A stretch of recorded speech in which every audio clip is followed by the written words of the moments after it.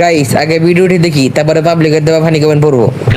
Main স্ট্রিমে আসার তো একটা স্বপ্ন আছেই, বড় পর্দায় কাজ করার একটা স্বপ্ন আছে। আমি নিজেকে বড় পর্দায় দেখতে চাই, যেখানে আমার মা সিনেমা হলে আমার মুভি দেখবে, তালি বাজাবে। तो चलिए शुरू करते हैं। মুভির নাম হবে লাইলা আমার মা। হ্যাঁ, তার মা লাইলা তালি বাজাবে। মুভি তো লাইলা জেলে বসে দেখাবে। এমন ছবি করবে রে লাইলা, ছবির নায়িকা কে হবে রে লাইলা? বস্তি ছেলে নাপতে হবে মুভির নাম।